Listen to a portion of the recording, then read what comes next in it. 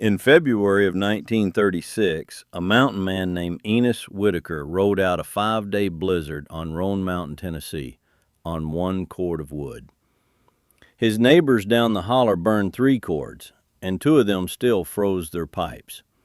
Enos never opened his damper past a quarter turn.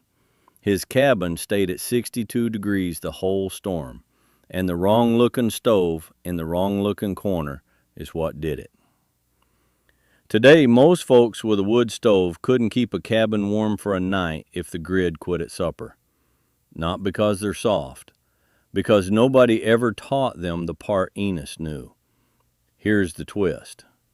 Every installation manual printed after 1979 would look at what Enos did and call it wrong, called it a fire hazard, called it code violating. That wrong placement is exactly what turned 1 cord of wood into 5 days of heat. And by the time we're done, you'll understand why the man who did it wrong outlasted every man who did it right. What Enos knew has a name.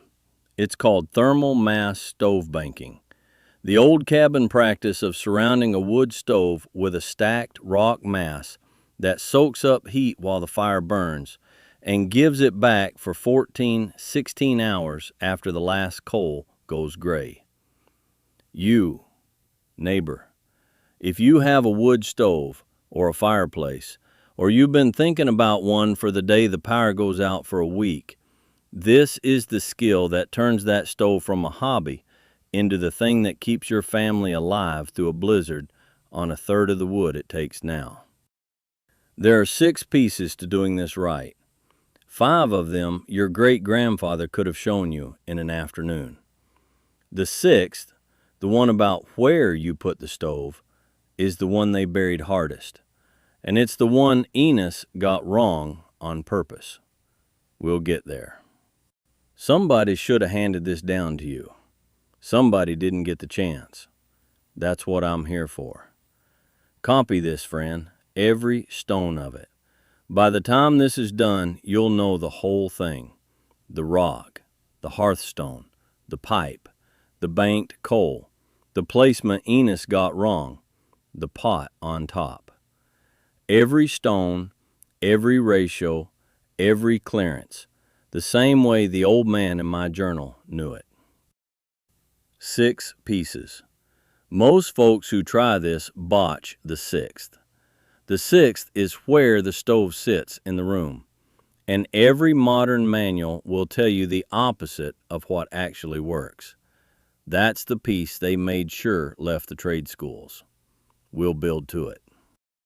None of this faded because it quit working. Vermont Castings and Heliter got rich the year your granddad forgot how to stack a rock. That's the story.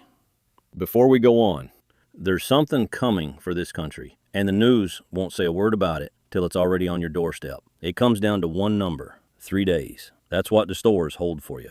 My grandfather Eli's pantry held a winter, and the difference was never money, it was knowing. I'm Silas Mercer, 7th generation on this ridge, and before Eli died, he made me swear that knowing wouldn't die with me. So I set it down, 904 pages of it in one book, silasmercer.shop, links below. All right, back to it. The first piece, the rock. Walk into any cabin still standing from the 1890s in these mountains, and you'll see a wood stove setting inside a horseshoe of stacked riverstone. Dry stacked, no mortar, nothing fancy. 4 inches to 8 inches across, piled 2 feet high on 3 sides. My grandfather Eli called it the stove's overcoat. Smell of the stove wasn't smoke, it was warm stone.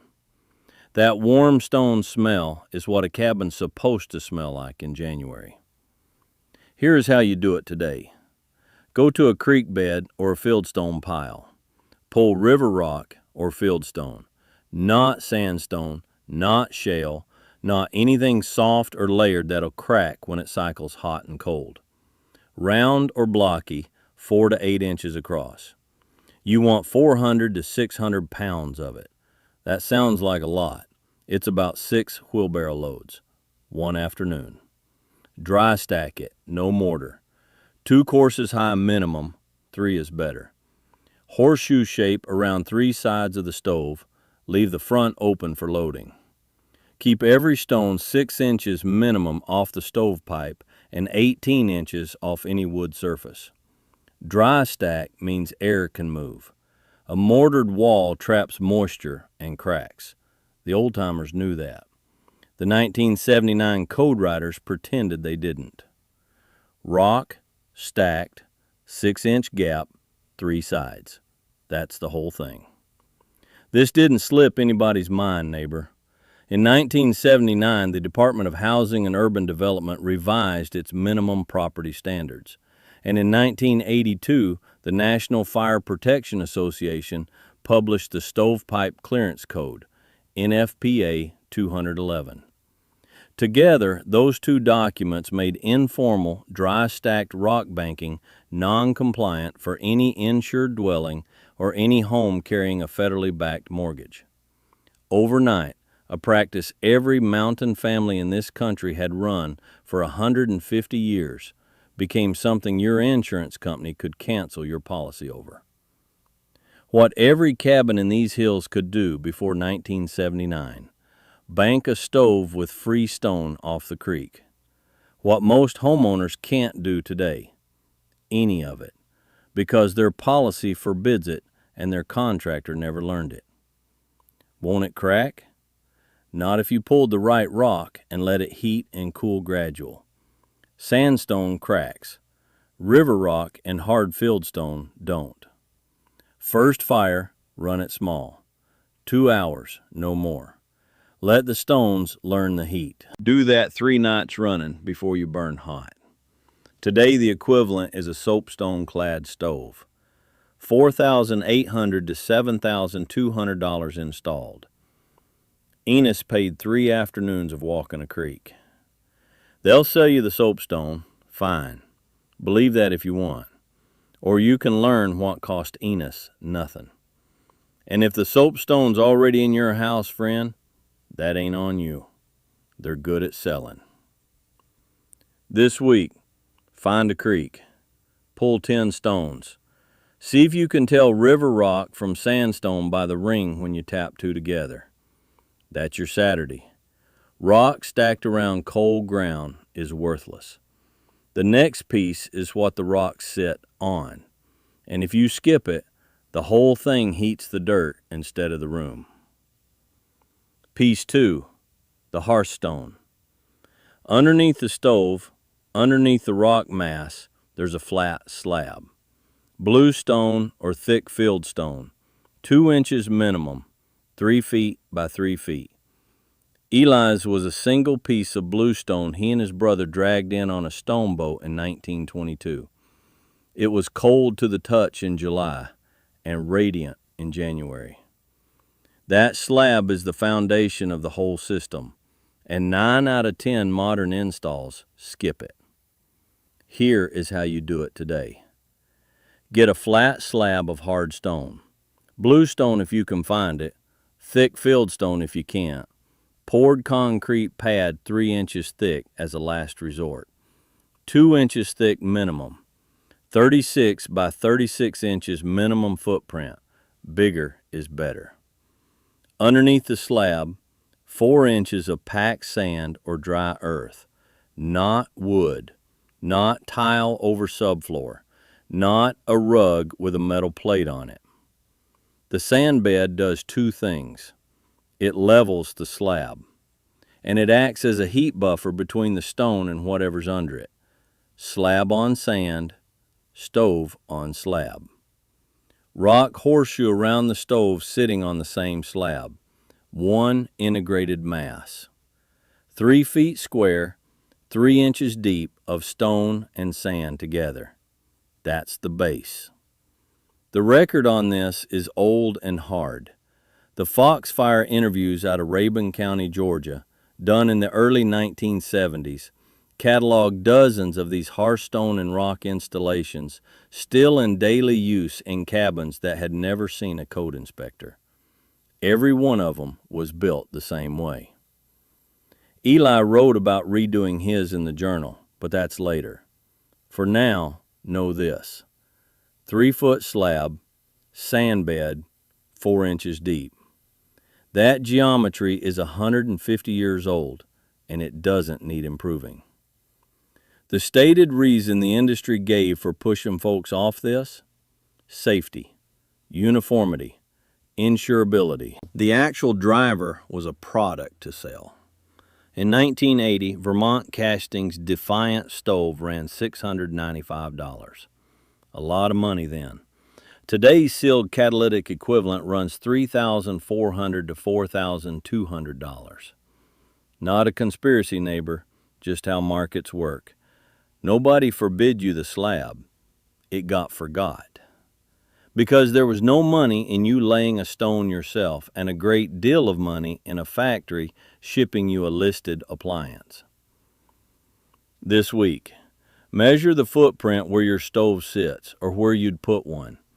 Draw a 3-foot square around it on the floor with chalk. That's the slab you need. You have a slab. You have a rock horseshoe. Now here's where the whole thing lives or dies. The pipe. And the piece between the pipe and the rock is the piece that turns this from working into unbreakable. Piece 3. The pipe and the space between the pipe and the rock. Look at any old cabin photograph and you'll see the stovepipe running black and straight up through the ceiling and the rock horseshoe standing 8 inches off it on every side, not touching. That 8-inch gap is not laziness. It is the whole point. Single wall black steel stovepipe, 6-inch inner diameter, is the old standard and still the right choice for a cabin with real air movement. 18 inches minimum clearance to any combustible surface. Wood beam, wood wall, wood ceiling. Rock cladding starts 8 inches off the pipe surface and no closer. Why 8 inches? Because the pipe throws radiant heat outward and the rock catches it across the air gap. Wrap the pipe tight in stone and you strangle the draft. You superheat the seams and you crack every joint by January. Leave the 8-inch air gap and the pipe breathes. The rock warms slow and the whole assembly acts like a slow radiator that keeps giving off heat for hours after the fire's out. 6-inch pipe, 18 inches to wood, 8 inches to rock, never less. Here's the vindication. In 2019, Oak Ridge National Laboratory published a residential thermal mass heating study. Their finding?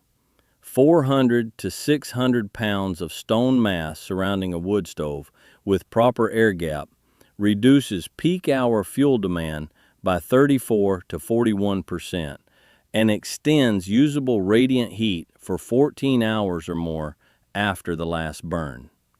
14 hours, neighbor. That is a national laboratory in 2019, confirming what Enos Whitaker did with Creek Rock in 1936.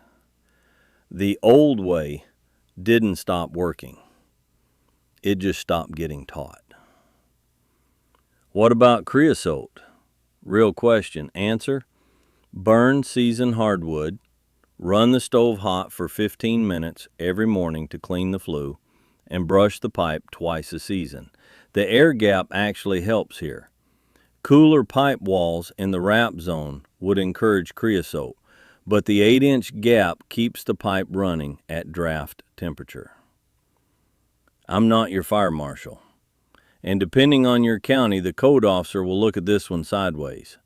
I'll show you where the line is, and you decide. This week, if you have a stove already, measure your clearances. Wood to pipe, 18 inches. If it's less, that's a problem you fix before you add any stone.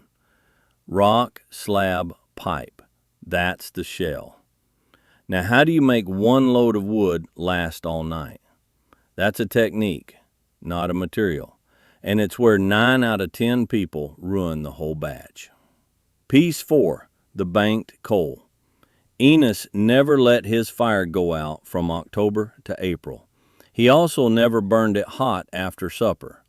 What he did every night without fail was what mountain men called banking the stove, building a small, tight, low-oxygen fire on a bed of hot ash so the coals held through till morning. Here's how you do it. About an hour before you sleep, let the stove burn down until you have a 2-inch bed of live gray ash across the whole firebox floor. Do not shovel it out. That bed is the reserve. Then lay 3 splits of dense hardwood, oak, hickory, hard maple, no softwood, parallel across the ash bed, not stacked, parallel. Air can move between them, but not fast. Close the damper to a quarter open, not shut, a quarter. Choke a stove all the way and you make creosote and lose the coals. A quarter turn holds a low, blue-edged burn that runs 8 to 10 hours. In the morning, open the damper full. Add 2 more splits on the coals, and you've got a raging fire in 90 seconds without ever striking a match. Pattern break. Everything so far your grandmother could have taught you between chores in an afternoon. What's coming next is the piece the 1979 code writers made sure never came back to the manuals.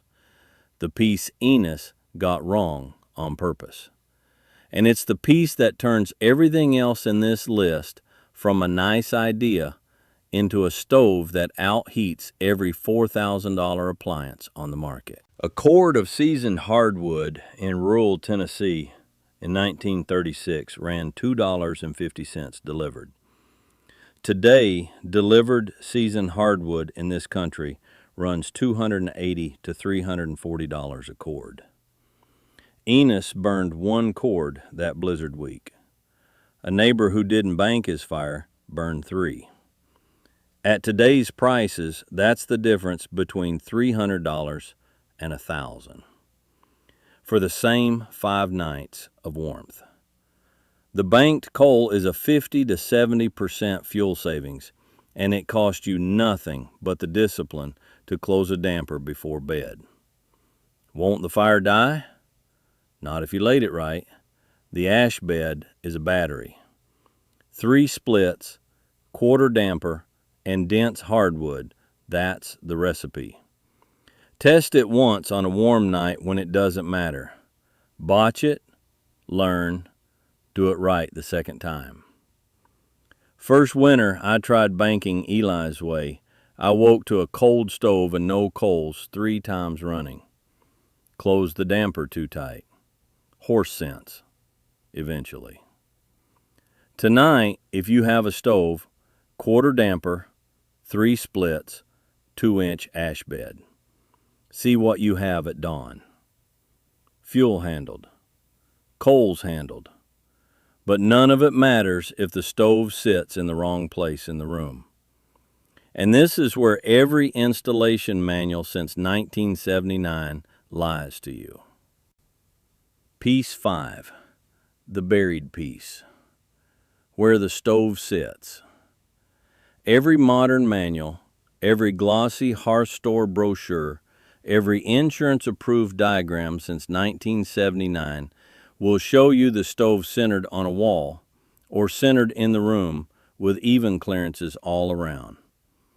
Enos didn't do that.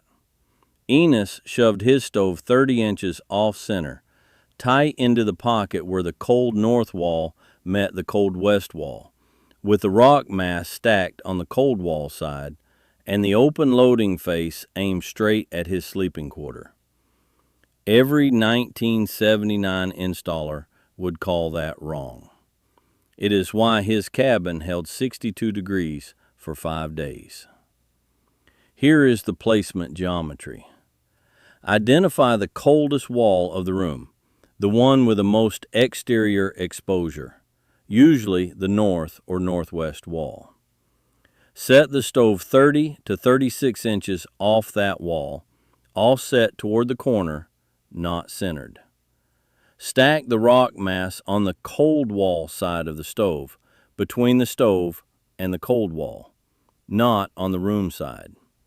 The room side is the loading face and the radiant face.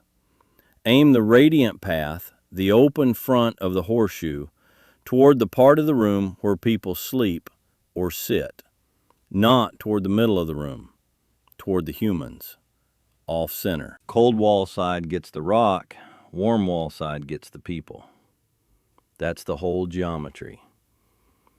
Eli wrote about this in 58. He'd almost burned the cabin down in the winter of 57 with a centered stove, and when he rebuilt, he put it in the corner, Enos style. Every winter after, 1 cord less. The reason is physics. The rock mass on the cold wall absorbs the heat that would otherwise leak straight out that wall, and the radiant face throws heat into the occupied zone instead of the empty middle of the room. A centered stove heats the ceiling. An offset stove heats the people. Oak Ridge's 2019 study, the 14-hour radiant number, was measured on an offset installation, not a centered one. Center a stove and you lose most of the benefit. The manual says centered. The manual is written to satisfy an insurance underwriter, not to heat your cabin. Both can be true. You can meet the clearances and run the offset. 18 inches to any wood, 6-inch gap to pipe, 8-inch gap between pipe and rock. Keep the clearances. Break the centering. I'm not telling you to violate your code officer. I'm telling you what the geometry actually does. You decide what to build in your own house. This week, walk your room. Find the coldest wall. Put your hand on every exterior wall at 3 in the morning, and the coldest one wins. That's where the rock goes. You have the shell, the fuel, and the geometry. There's one last piece, and it's the one thing sitting on the stove in every old photograph, and nobody ever explains why. Piece 6, the black pot. Every photograph of every mountain cabin stove ever taken has a cast iron pot sitting on top, half full of water, steaming. Modern folks think it's decoration. It is not. It's the last piece of the system. A 2-gallon cast iron pot with a lid, kept on the stovetop, filled 2/3 with water. Refill it when it drops by half. That's it. It does 3 jobs. 1, humidity. Dry stove-heated air chaps your lungs and dries out lumber, wallboard, and food stores. A steaming pot puts 1 to 2 gallons of moisture into the cabin air per day. 2, secondary thermal mass. 2 gallons of water holds about 16,000 BTU of heat when hot. That's an hour of radiant give back after the fire dies. 3, emergency hot water. Blizzard, no grid, no propane, and you still have 2 gallons of near boiling water anytime you want it. Coffee, wash, medicine, whatever. Pattern break. Everything I just gave you, the rock, the slab, the pipe, the coal, the placement, the pot, that is a stove system nobody sells you as a package, because nobody can. There's no factory shipped bundle for 150-year-old geometry. That's the whole reason it got forgotten. Every Foxfire cabin interview from the 70s shows the pot. Every Appalachian Folk Life archive photograph shows the pot. It is not aesthetic. It is functional, and it is universal across the region. And modern building science research on residential humidity confirms the same thing.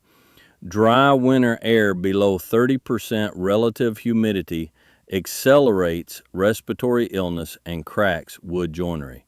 The steaming pot solved both problems for free. Won't it boil dry? It will if you forget it. Check it twice a day.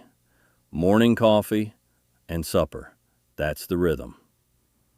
This week, put a cast iron pot on your stove. Water 2/3 up. See how the room feels different in 3 days. You have 6 pieces, and when you snap them together the way Enos snapped them together in that 1936 blizzard, the whole thing becomes something the industry cannot sell you and cannot copy. Here is what he actually built. Back to Enos on Roan Mountain, February of 1936. 5 days, 1 cord, 62 degrees inside, while the wind ran 40 miles an hour outside, and his neighbors were breaking up furniture to burn. The reason wasn't a better stove. Enos had the same cast iron box every man on that mountain had. The reason was the 6 pieces stacked together. And the reason his neighbors burned 3 cords for the same 5 days is they had 5 of the 6. They had rock, they had slab, they had pipe, they banked their coal, they kept a pot on top. What they did not have, what Enos alone in that holler had, was the placement. His stove sat in the wrong corner on purpose, and that wrong corner cut his fuel by 2/3. Here is the whole thing snapped together one time. Slab of hard stone, 3 feet square, on 4 inches of packed sand. Cast iron stove on the slab. Stove offset 30 inches toward the coldest corner of the room, not centered. 6-inch pipe running straight up, 18 inches from any wood. Rock horseshoe, 500 pounds of river stone, 4 to 8 inches across, dry stacked on 3 sides, 8-inch air gap to the pipe, stacked heavier on the cold wall side. 2-gallon cast iron pot on the stovetop, 2/3 water, lid on. At night, 2-inch ash bed, 3 splits of oak parallel, damper closed to 1/4. In the morning, full damper, 2 more splits, 90 seconds to a raging fire. That is the whole system. 0 moving parts, 0 electricity, $0 past the stove itself and the afternoon you spent walking a creek. It will hold a cabin through a 5-day blizzard on 1 cord of wood. It has done it for 150 years. It will do it for another 150. The manufactured insert industry's whole $4,000 edifice depends on you never learning this. 6 pieces, free stone. Somebody got rich the day you forgot how to stack them. This was never about a stove, neighbor. It was never about rock. It was about being the man or the woman in the family whose house holds heat when the grid quits. The one everybody walks toward when the lights go out. It was about not asking permission to keep your children warm. Enos Whitaker in 1936 did not have a permit, an inspector, or a listed appliance. He had a creek, a slab, and a lifetime of watching his father do it right. That is what got forgotten. That is what you just got back. You don't have to build the whole thing this week. Do 1 piece. This Saturday, walk a creek or a fieldstone pile and pull 10 stones, river rock, 4 to 8 inches. Set them in the yard. Tap 2 together and listen for the ring. That's your first step. The rest of it will come 1 Saturday at a time, and by the time next winter hits, you'll have a stove that holds a room for 14 hours after the fire's out. I ran the offset placement myself the winter of 19. Never burned less wood in my life. Tell me down below, did your granddad heat with wood? Did he stack rock around the stove, or did he do it different up your way? Was his stove centered, or was it shoved in a corner nobody could explain? The skill that gets the most comments in the thread is the one I go deep on next. A skill that heated cabins in these mountains for 150 years. Almost gone. Now you're one of the keepers. Next time, the $2 pantry skill that put a whole canning industry out of business the year they made sure you'd forget it was ever there. Keep the old ways. They kept